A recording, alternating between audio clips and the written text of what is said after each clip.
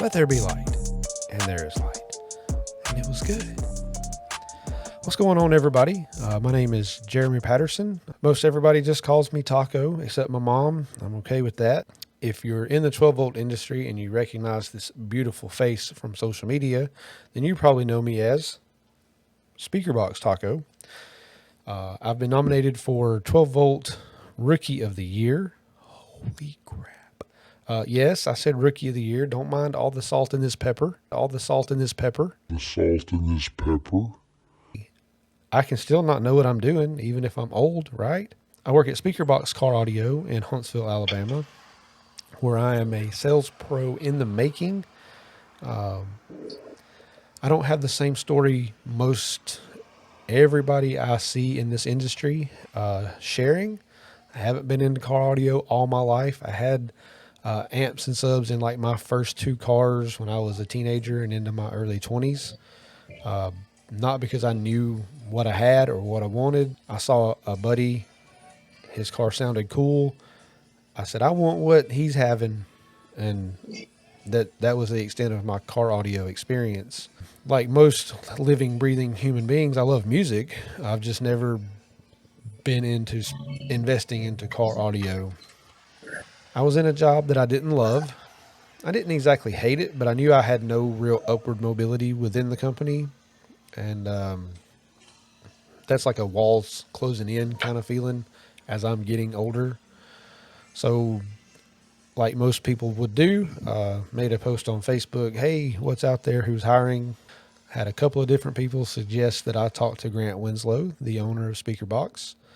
I did. I had a phone, not really an interview, just a phone conversation, then an in-person interview with him and Alex, and then a final interview with just Alex. And if any of you guys know Alex, you know that interview was more of a personality analysis to see how I would mesh with a team. She hired me, or she okayed hiring me, so I guess I did okay there. But that's how I ended up in this industry. I came into it humbly. I told Alex and Grant both through the interview process that I didn't know much about car audio. I found out on day number 1 that I was wrong. I knew nothing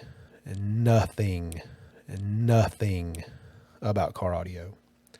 That's where Taylor and Alex come into play in a tremendous way. I share the counter with Taylor Widmer. He's my sales manager, but he's also a sales pro in every sense of the word. He's been doing this for 16 years, and he has shared as much of his wealth of knowledge with me as I can retain, and a lot that I haven't been able to retain.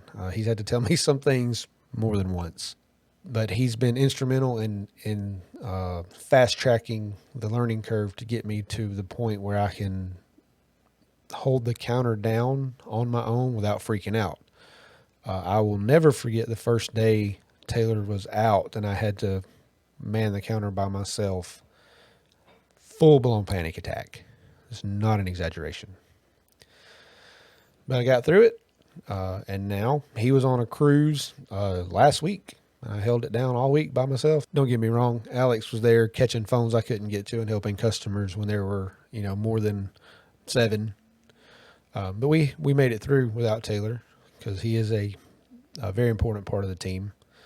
As far as Alex's contribution, she has helped mold me into a salesman without losing myself. I told Grant and Alex in the interview that I didn't want to change who I was to be a salesperson. I like my personality. I didn't want to change it.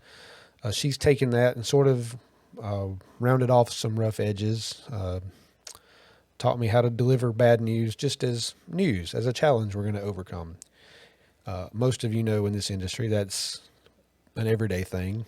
She's shared plenty of knowledge with me as well, but more importantly, she's taught me how to research and go find my own information, because when you go out and you seek out the information you need, it sticks a little bit better.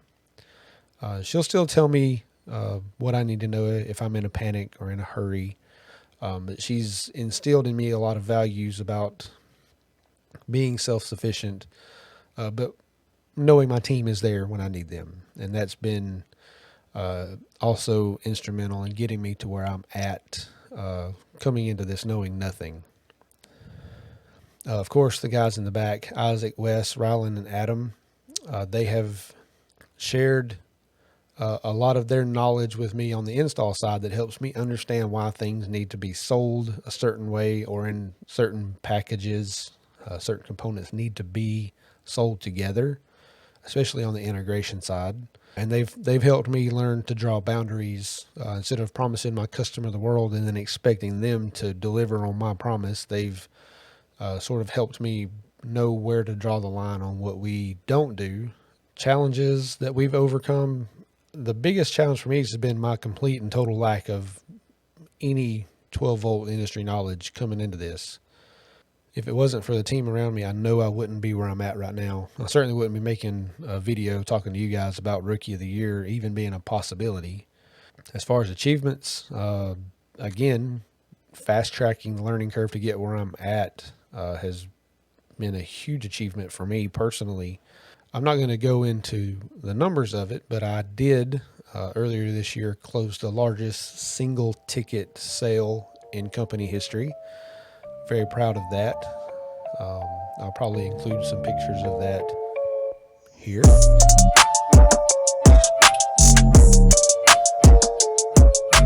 Does that alone make me deserving of Rookie of the Year? I don't know. It's not for me to decide. It's for you to decide.